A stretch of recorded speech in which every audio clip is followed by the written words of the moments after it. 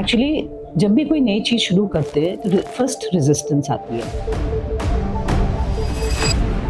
अगर हमारे टीचर्स ही अब स्किल्ड नहीं हैं तो फिर क्या मटेरियल वो बच्चों को सिखाएंगे। पेरेंट्स की काउंसलिंग की बहुत ज़रूरत है। पेरेंट्स को अवेयर होना चाहिए कि बच्चे reading books is very very important. इनमें गैजेट्स की क्यूरियोसिटी है, आप इनको रोक नहीं सकते। हमने बच्चे को सेल्फ रिस्पॉन्सिबल बनाना है, जर्नी ये है। आप मोबाइल दें, मना नहीं कर रहे हैं कभी भी, बिकॉज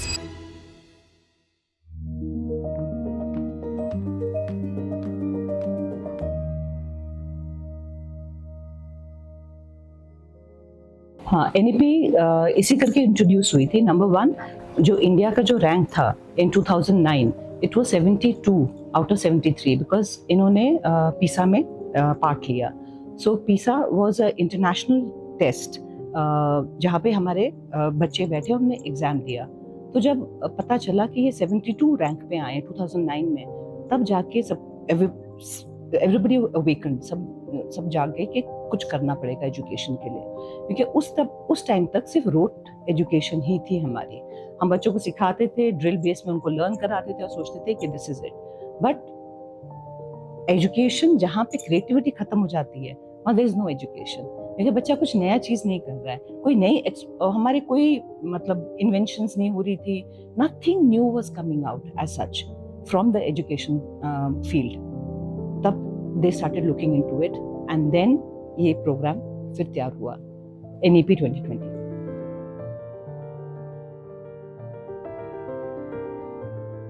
इनिशियली जब that was only chalk board, initially जो होता था पढ़ाई का यही होता था, चॉक बोर्ड, क्लास में गए, कॉन्सेप्ट पढ़ाया और वहाँ से बच्चों को दे दिया, तो मोड ऑफ रोट लर्निंग।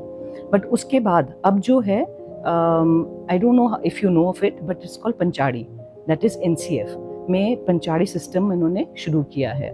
तो Panchadi has like when we start with first is Aditi means introduction, उसके बाद आ जाता है आपका कंसेप्चुअल नॉलेज, तो वो है बोध, कि आपको समझ में आया, तो वो आ जाता है बोध। उसके बाद आपका आता है अभ्यास, आप प्रैक्टिस कितनी कर रहे हो, ये हम लोग पहले भी करते थे। और पर यहाँ से चेंज आता है, अब हम आ जाते हैं एक्सपीरियंशियल लर्निंग में, क्योंकि यहाँ से when we talking about experiential learning, that means you are doing प्रयोग, उसको यूज कर रहे हो आप। और उसके बाद आ जाता है आपका एक्सप्लोरेशन, कि बच्चा जो नॉलेज उसने गेन करी है उसको एक्सप्लोर करेगा, तो वो प्रसार करेगा उसका। So that is the Panchadi system, this is the Panchadi system. तो हम लोग सिर्फ फर्स्ट 3 फॉलो करते थे, ज़्यादा बच्चे को सिखा दिया कंसेप्चुअल नॉलेज और बच्चा। अब यहाँ पे ये 2 चीज़ें, फॉर एग्जाम्पल मैं आपको बताती हूँ, जैसे हमने लिया फोटोसिंथेसिस सिखाया बच्चे को, ठीक है, हमने उसको ड्राइंग बता दी, कि पत्ते बता दिए, पोर्स बता दिए, यहाँ से खाना बनाता है। बट द थिंग इज, इसके आगे अगर हम बच्चे को बोलते हैं यहाँ पे आपने एक्सपीरियंस करना है, कैसे करें, आप पौधा लेके आओ, एक को आप डार्क रूम में रख रहे हो, एक को आप सनलाइट में रख रहे हो। अब आप बच्चे को बोलो कि आपको क्या डिफरेंस दिखाई दिया, तो अब आप उसकी जिज्ञासा बढ़ा रहे हैं, आप उसकी क्यूरियोसिटी इंक्रीज हो रही है। ही विल से हाँ, एक कुछ मुरझाया है, एक को फिर पूछो क्यों। अब क्यों, जब हम ये क्यों की तरफ बच्चे को ले जाते हैं, दैट इज क्रिटिकल थिंकिंग। तो हम उसके अंदर क्रिटिकल थिंकिंग इंक्रीज कर रहे हैं, and now he will be asking more questions. कहते मैम अगर इसको हम बारिश में रखते हैं तो क्या होगा, तो वो बोलता है कि हाँ ठीक है, आप बारिश में रख के देखो, आंसर मैं नहीं दूंगी, क्योंकि हम पहले क्या करते थे, हम मेंटर्स बन जाते थे, teacher, and we used to give all the answers. Now the child has to look for answers, उसको खुद ढूंढना है कि इसका आंसर क्या होगा। तो कहते हैं बारिश में खाना बनता है कि नहीं बनता है, पौधे खाना बनाते हैं, आप पता करो। तो फिर वो आएगा वापस, कहेगा यस मैम, पौधा तो इंक्रीज हो रहा था बारिश में भी, तो that means somewhere in the rain also it was. So this is just a way, I am just give you an example, because ये सिस्टम है, this is the way. Now the new NCF which has started with the NEP, ये changes आए हैं इसमें।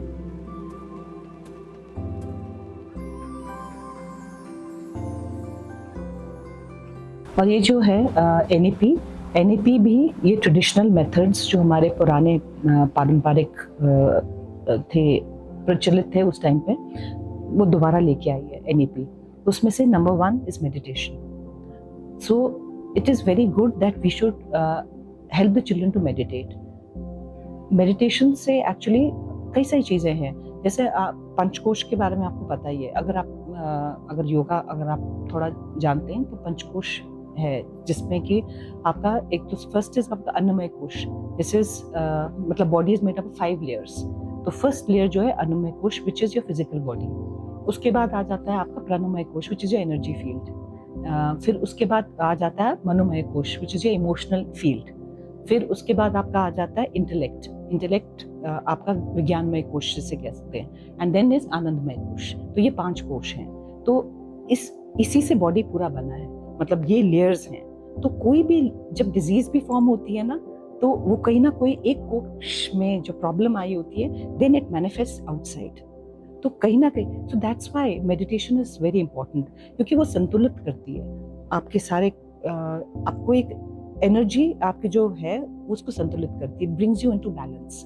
तो that's very important. और ये हमारे पहले जैसे हमारे परंपरा थी, ध्यान करवाया जाता था और हम गुरु के पास जाते थे. और उसके भी अष्टांग योग हैं हमारे, जो भी 8 ways of sitting down and actually going into ध्यान. तो ये बच्चों को करवाना चाहिए and it's very important.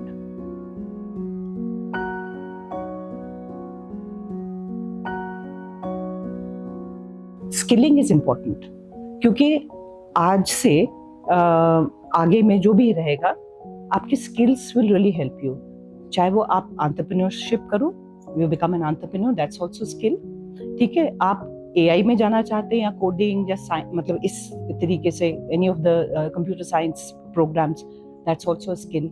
So now majorly जो मैं आपको बताई थी, जो गवर्नमेंट जो इन्होंने NEP में लॉन्च किया है, उन्होंने स्किल किया है. Financial literacy is also a subject now, जिसमें बच्चों को सिखाया जा रहा है skill. So beauty is also skill. Health and wellness is also skill. So skilling पे काफी ज्यादा इन्होंने emphasis किया है. So what you were trying to tell me is that कि हम जो पहले की जो सिस्टम था और अब में क्या फर्क पड़ जाएगा. ये फर्क पड़ेगा कि बच्चा सेल्फ अवेयर रहेगा what he wants to do, choices he can make for himself. पहले क्या थी, 3 ही स्ट्रीम्स होते थे, जिसमें हम वो लेते थे साइंस, कॉमर्स या फिर वो लेते थे आर्ट्स. बस ये 3 स्ट्रीम्स के अलावा तो वो कहीं जाते नहीं थे. बट अब क्या होगा कि you can choose many other areas.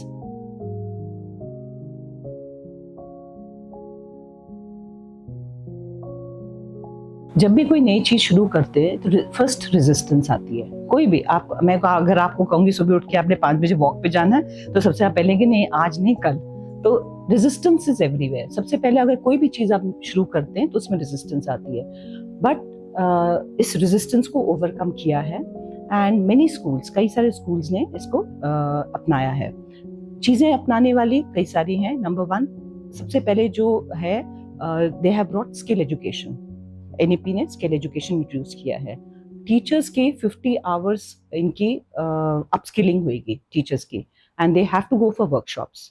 तो ये बहुत ज़रूरी है, बिकॉज अगर हमारे टीचर्स ही अपस्किल्ड नहीं हैं तो फिर क्या मटेरियल वो बच्चों को सिखाएंगे. तो ये सब चीज़ें उन्होंने लॉन्च करी. एंड अभी इस टाइम पे last year almost most of the teachers have gone through this upskilling. And so it will take time. ऐसा नहीं है कि आज नीति लॉन्च हुई है और कल हो जाएगा. Over a period of years मैं कह सकती हूँ कि कम से कम हम इसको अगर 10 ईयर्स में देखें तो हम जहाँ से हमने शुरुआत करी और आगे तक, इसमें बहुत अंतर हो जाएगा. There will be a big difference.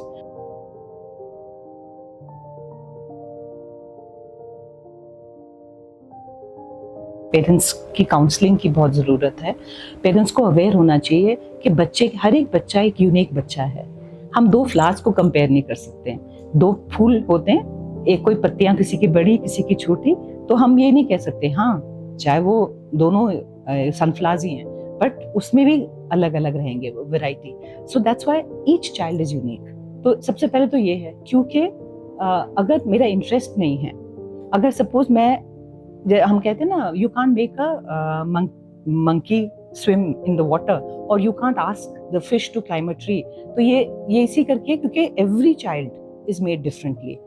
If he enjoys that subject, it surely वो बहुत अच्छा करेगा उसमें। तो उसको अब तो एप्टीट्यूड टेस्ट आते हैं बच्चों के लिए, there so much that parents aware हो सकते हैं, उनका एप्टीट्यूड टेस्ट लिया जा सकता है, उनका देखा जा सकता है कि ये किस जगह पे अच्छा करेंगे। And I just share this a beautiful thing about Einstein, कि कोई आया आइंस्टाइन के पास और उन लेडी थी, उसने बोला आइंस्टाइन को कि मैं चाहती हूँ कि मेरा बच्चा आपके जैसा बने, तो आप इसको गाइड करो, आप इसको बताओ क्या, ये कितनी पुरानी बात है, तो आप इसको बताओ कि क्या बनना चाहिए, इसको कैसे आपके जैसा बने। तो कहते इसको बुक्स तो पढ़ने के लिए। तो कहते हाँ वो तो मैं दे दूंगी। कहते उसके अलावा? तो कहते हैं और बुक्स देना इसको पढ़ने के लिए। तो कहते हैं उसके अलावा? कहते उसको और बुक्स देना पढ़ने के लिए। तो एक्चुअली क्या होता है कि जो हमारे न्यूरॉन्स है ना, जब हम बुक्स पढ़ते हैं हमारे अंदर our creativity starts, because lot of sparking happens in our brain and उससे नेटवर्क बनते हैं, and that is actually the place जहाँ पे बच्चे को हेल्प मिलती है। तो reading books is very very important. हम लोग अब ना क्योंकि डिजिटल वर्ल्ड आता जा रहा है तो ये पीछे छूटती जा रही हैं चीज़ें, but reading books really helps a child immensely. And why he gave this suggestion? Because he himself was an avid reader.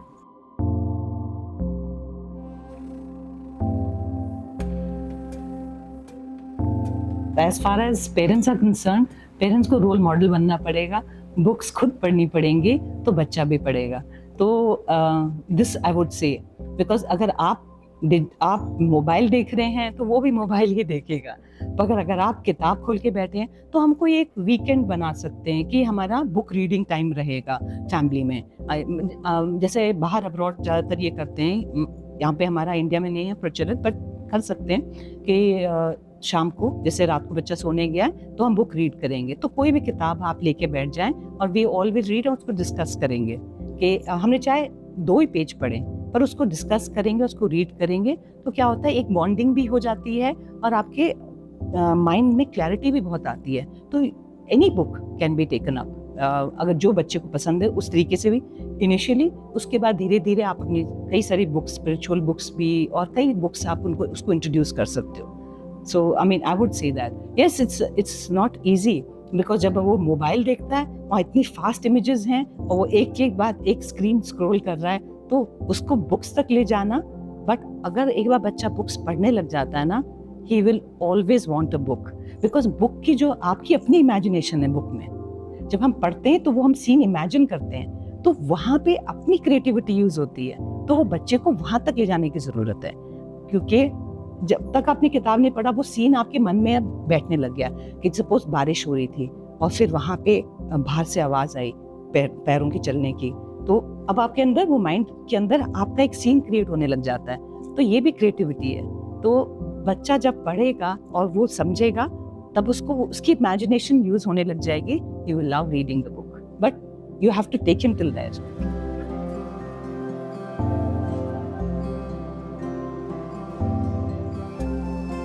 आप मोबाइल दें, मना नहीं कर रहे हैं कभी भी, बिकॉज ये प्रोग्रेशन है, हम ये नहीं कह सकते भाई हम मोबाइल नहीं देंगे, दो आप, बट उसमें आप पेरेंटल कंट्रोल है। अब तो इतने सारे ऐप्स हैं जहाँ पे आप parental control, you can see कि बच्चा कौन सी वेबसाइट पे जा रहा है, आप अपना पेरेंटल कंट्रोल ऐप डाउनलोड करो और वहाँ देखो कि बच्चा कौन सी वेबसाइट्स में गया, क्या देखा, उसने क्या किया, और आप उससे बातचीत करो कि एंड अगर आपको लगता है कोई ऐसी जगह जा रहा है जहाँ पे आपको नहीं लगता वो ठीक है, तो उससे बातचीत करो, उसको बताओ कि this is not what I was expecting, but और as a friend discuss it with him. ये बच्चे जो है ये जेन जी, जेन अल्फा, अब तो बहुत सारे जेन आ गए, तो दे आर वेरी डिफरेंट। इनमें क्यूरियोसिटी है और गैजेट्स की क्यूरियोसिटी है, आप इनको रोक नहीं सकते, तो अलाउ देम, बट आपको खुद अपडेटेड होना पड़ेगा, because you can't expect that कि child will regulate himself, but you can regulate him by keeping those checks.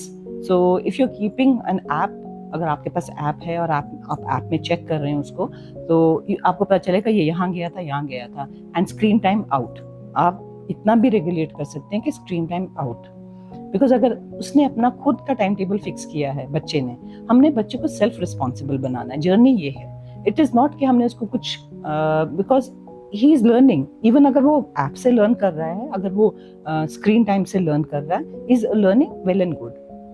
But कितना लर्निंग होनी चाहिए, वो टाइम निर्धारित आप दोनों को बैठ के करना चाहिए, नॉट दैट मैंने डिसाइड कर लिया और आप।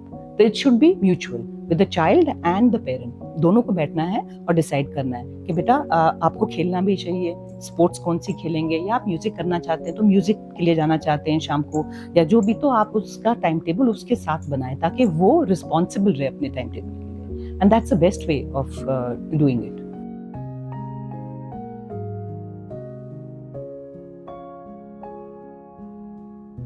टीचर का रोल तो काफ़ी ज़्यादा मुश्किल हो गया है, बिकॉज कई बार जो आंसर्स उनको चाहिए होते हैं और उनको लगता है कि टीचर ने इतना अच्छा नहीं दिया, they can check online and they can come back and tell the teacher.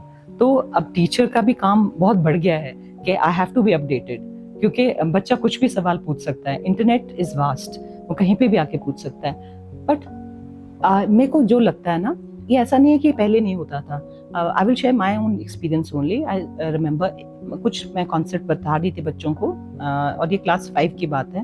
कुछ बच्चों ने पूछा मेरे से, तो उस टाइम पे मुझे वो आंसर आया भी नहीं, तो मैंने I remember going back and telling the children I will come back with you with the right answer, I can give you an answer right now, पर क्या वो क्या पता गलत हो, तो let me come back to you, I will check and I will come back. So and आप भी चेक करो and then we will discuss. So that is the best way of teaching, because कोई right और wrong तो यहाँ पे है नहीं कि मेरे को नहीं आता तो मैं कम, मतलब I am not a lesser person. तो दोनों के लिए, both of them, it's a growth कि हाँ, my teacher is also human being and he is not a computer, but she is also learning someway, and if you together can make it better, definitely.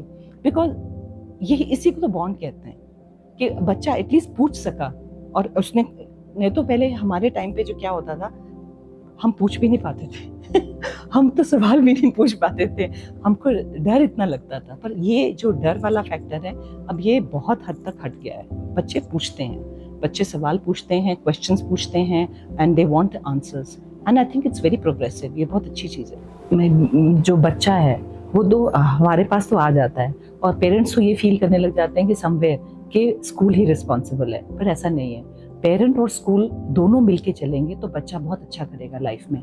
और ज़्यादातर देखा जाता है, not even just अगर सिर्फ mother involve रहती है ना बच्चे के अपब्रिंगिंग में, और फादर नहीं इन्वॉल्व रहता, वो बच्चा इतना अच्छा नहीं करता। ये मैं नहीं कह रही, रिसर्च कहता है।